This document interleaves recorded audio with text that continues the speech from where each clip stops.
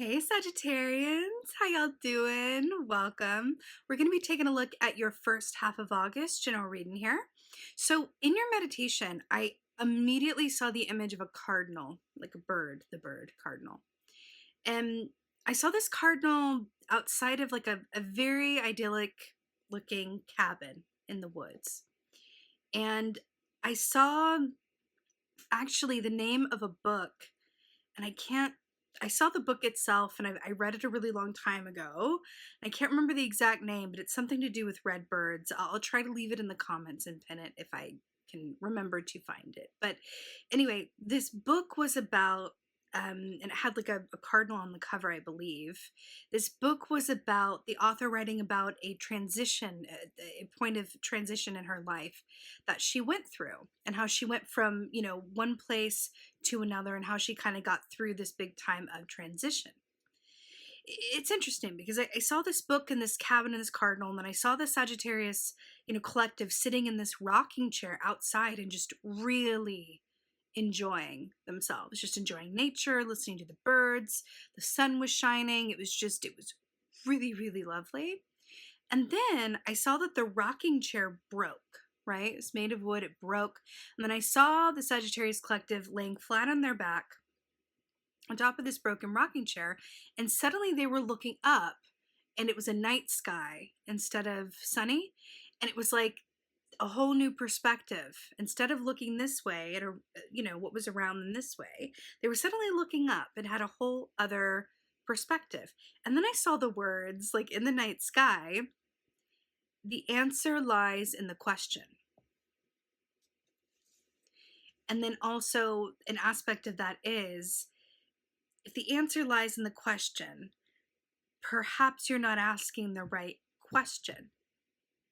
Something about that, something to do with the perspective shift. It feels really positive, but it feels like something about a perspective shift, or looking at something differently and finding clarity and looking at it from another vantage point. Also, cardinals represent our ancestors and loved ones on the other side, and their presence, and how they can inspire us and look after us in our lives. So there's an aspect of that as well, because you can think of your loved ones on the other side and going, oh, thinking of them and going, I wish they were here. What would they think about this? I wish they were here so that I could ask them their advice about this.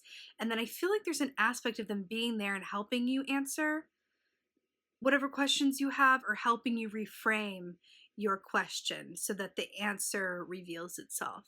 But there's something about that. It feels like there's a support system at play.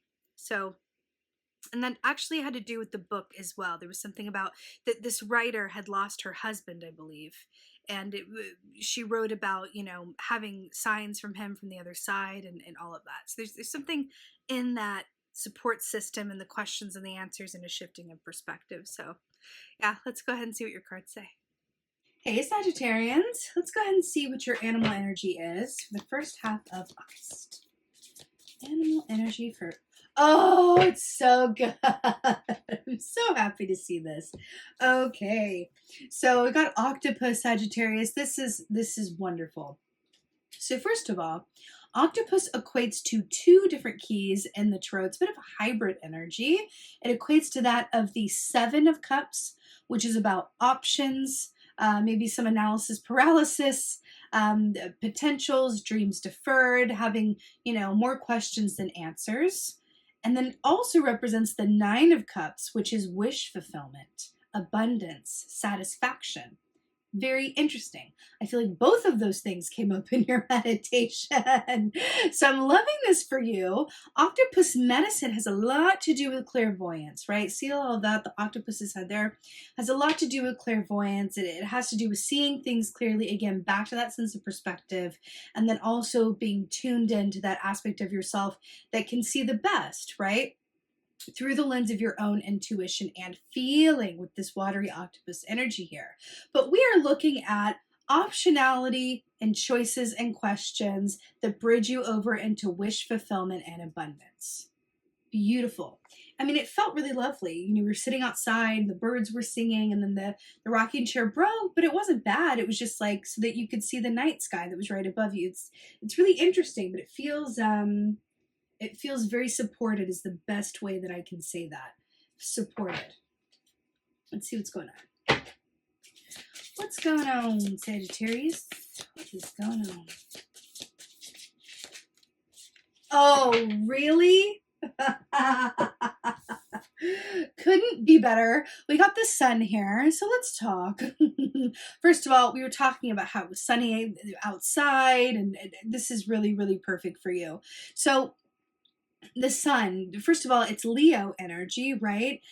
Today, as I'm filming this is August 1st. It's the time of Lammas, which is the time of celebration, good food, really appreciating the sun before we start the descent into the dark time of year, at least in the northern hemisphere, next month at the autumnal equinox at Maven, right? So this is like one last hurrah to really be outside and enjoy the summer energy before we move into the autumn, right? And start preparing for the colder time. So this is perfect. It's right on time. It's within the current energies. The sun, traditionally speaking, is about happiness and wellness and joy, good health, and illumination.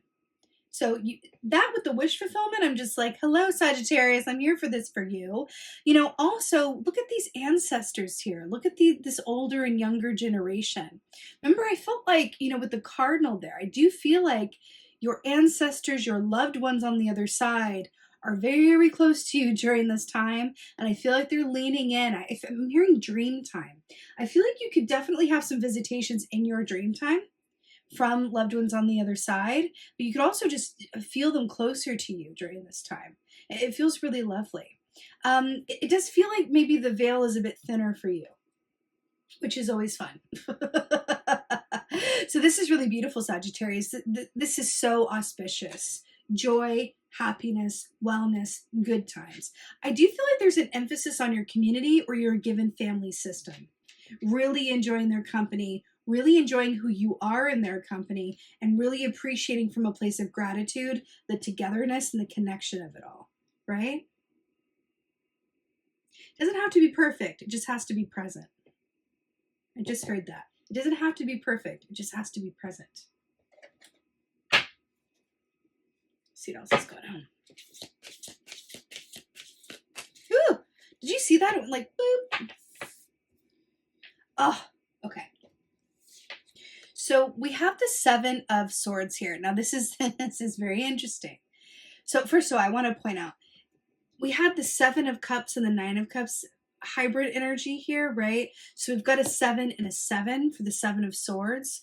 So Seven of Swords, traditionally speaking, is about the ways in which we act as a disservice to ourselves. It's also known as the self-sabotage key, right? How am I acting outside of my own best interest? And which ways do I, cut myself off before I've even begun, right? This can be self-limiting beliefs, behavior that doesn't serve you, letting other people's opinions affect you more than trusting your own voice and knowing, all of those things. But there's an aspect to this where there's this person kind of looking in these pages and a revision, and I feel like I'm kind of getting that aspect of the ancestors or loved ones from the other side, your guides, kind of stepping in to inspire you and prompt you. Right? Look at this support, literally fairies turning the pages here. You are going to feel such a divine support during this time. The full moon in Aquarius is on August 12th, right? So we're looking at that energy and that aspect. Aquarius energy is star energy, which is about what? Wish fulfillment. And that's coming up here with the octopus for you. So there's something about, I'm hearing dreams deferred with the Seven of Cups. Dreams deferred. What dreams have you been putting on hold, or what dreams have you not quite seen to the finish line or not fully realized? There's something about that. I feel like there's something either from your past calling to your attention or going like, hey, let's play out this story. For an example, let's say you're, at a family gathering and then, your grandpa says like, hey, remember when you used to write those short stories, just an example, write those short stories as a kid and used to read them out loud for everybody and we all loved it. What happened to that? Do you still write? And you're like, oh, grandpa, come on, I was a kid.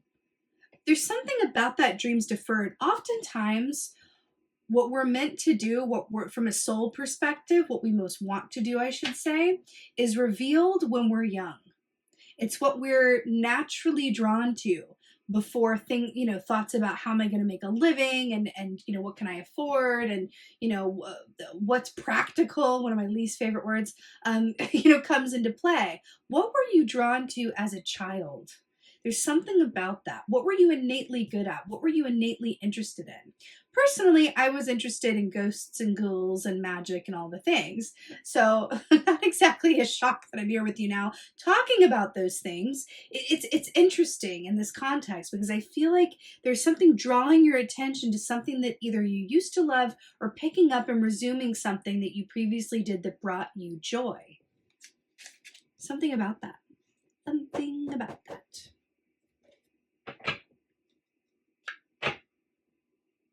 I just heard your own wish fulfillment is on the other side of you going for it. Interesting. Okay, what else? Oh, wow. That is so funny. Okay, so we have Eight of Swords here. So this is really, really interesting.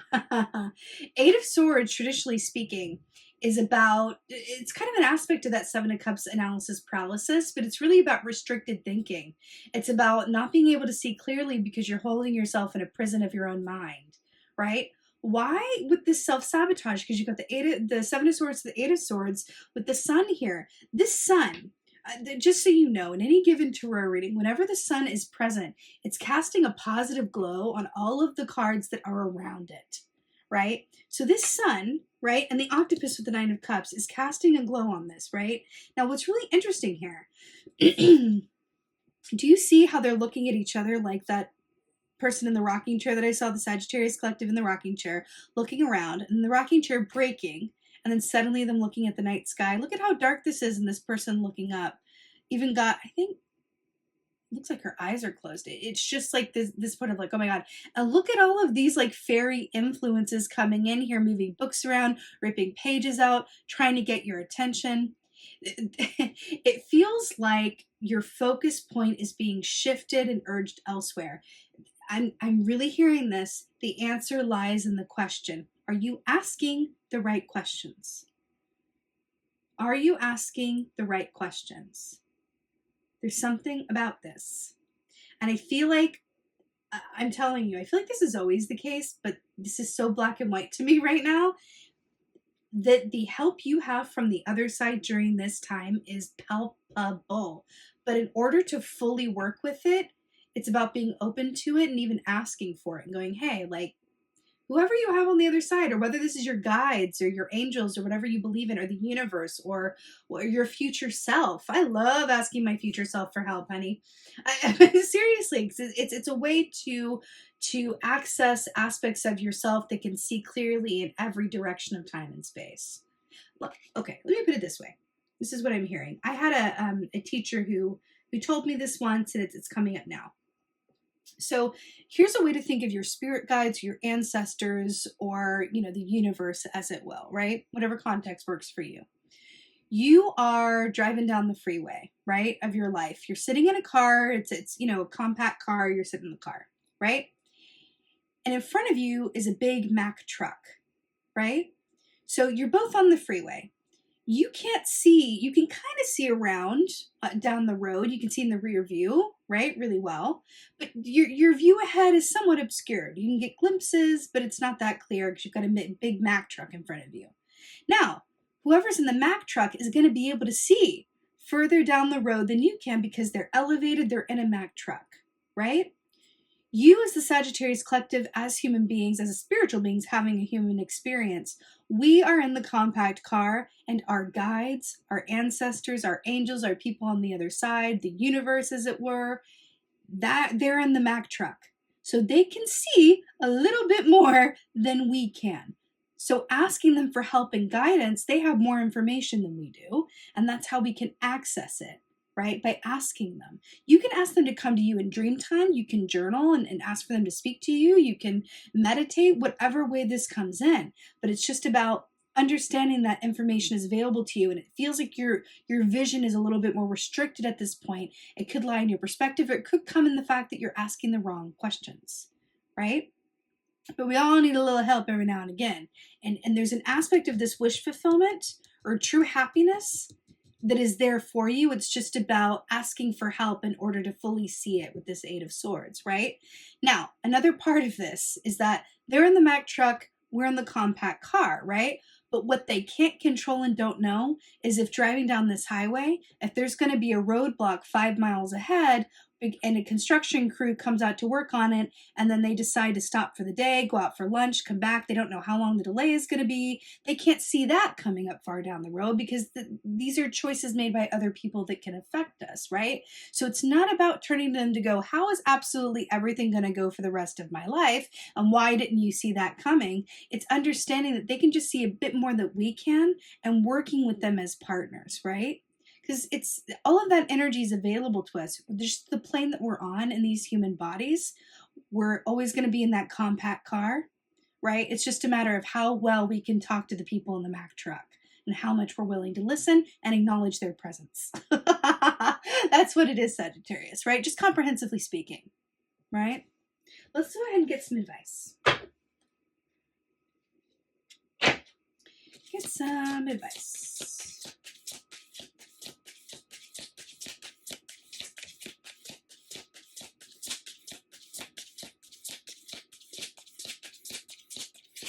Oh, I forgot to tell you, in the meditation, I heard the song Simple Things by Amos Lee. That's a song for you. Simple Things by Amos Lee. Ooh! Wow, your advice is the Wheel of the Year? Really? Wheel of the Year, major arcana for your advice. You start with the sun and you end with the wheel. Hello. So when the Wheel of the Year comes up as your advice, you are very much being encouraged to take a chance. This is about the spinning of the wheel in terms of what goes up must come down. This is about good fortune coming your way. Good fortune and high luck. What did we say? That your wish fulfillment is on the other side of you going for it? And then you have the Wheel of the Year, which if it had any tagline at all, it's like, go for it. You can't lose. You can't lose. Right? You can't lose. That's what I'm hearing with this. If you knew that you couldn't lose, what would you do? If you knew that you were going to be successful, what would you do? I feel like it's going to be helpful in terms of considering this energy that's before you, right? This is great advice because in a way, it's simple. It's a bit like Nike. It's like, just do it, right? You can't lose. If you knew you couldn't lose, what bets would you place? What would you go for? What would you do? What would you dream up? Right? Really interesting. Let's go ahead and get an oracle. Feeling the swan. Let's see. Oracle for Sagittarius. Oh my, wow, Sagittarius. You are here to play today. First of all, number 25, another 7 for you. And the Eyes of Beauty, positive expectations and clarity. Positive expectations and clarity. Hello. The Eyes of Beauty. This is the exact opposite of the Eight of Swords. Positive expectations. We're talking about getting clarity, asking for help, asking for insights, taking time to be open to that information and really asking for help, right? Shifting your perspective upwards to the sky to see things differently. You've got the night sky in the background there. Positive expectations and clarity is really about, again, with that Wheel of the year, go for it, you can't lose. Talk about positive expectations. You are in alignment where things are very much working in your favor. And listen, the reality is we all have challenges to go through different timing for things, but cosmically, astrologically, and otherwise, Sagittarius, you are in alignment to really turn the wheel in your favor and benefit from it. So expect good things. If you do that, if you can truly take it on as, I expect things to go my way, and then watch and see what happens. Again, I feel like it's going back to that. The answer lies in the question, right? What are you expecting of your life and your circumstances, right? Really taking a deep look, because this is directly commenting on the Eight of Swords and the Seven of Swords things. How do you see your situation? What are your expectations? And If thoughts are things, how does that manifest for you, right? But this is very positive. And I feel like, the universe, your loved ones on the other side are going, hey, the time is now. You cannot lose. Go for it, right? Seriously, don't get in your own way. Do not get in your own way. Like 7 is it. Do not get in your own way because it's all sunny, right? It's actually sunny, but it's like to you, it's in the middle of the night sometimes, right? There's something about that. I want to say, I have found, and please let me know in the comments if you agree or if you have found this as well. I have found that at times when I've been on the precipice to manifest something that I really wanted and like in a life-changing way, I suddenly get a bit dark or listless. Like that kind of idea of it's always darkest before the dawn. I can kind of think, oh, it's not going to happen, or oh, God, things are, and then everything kind of shifts and turns as if by magic. So there's something about that here. Kind of shift your perspective and see things for what they really are and what they're about to be. Because even though you may have moments where you're feeling a bit in your head or you can't see the forest through the trees with that 7 of Cups, what it really is, it's bridging you to the 9 of Cups. You are right there and you can't lose. Positive expectations and clarity.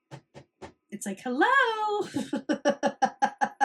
Can't you see like all these gifts that are coming, all of this clarity that's yours? It's just about opening your eyes and viewing it from the realm of truth and not ego or fear getting in your own way, right? Self-limited thinking. It's really beautiful, Sagittarius. I'm very excited about this for you. Wheel of the Year, Wheel of Fortune is your advice. Good Lord, you can't lose. It's really, really beautiful. So that being said, I'm sending you so many blessings for the first half of August. I so hope that this helps and resonates. If so, please do let me know in the comments below. I love reading your comments so much. Please like, share, and subscribe. I would so appreciate that. And with that being said, just thank you. Thank you so, so much for being here. And most of all, and as always, beautiful Sagittarians, thank you for being you. And be well. Until next time.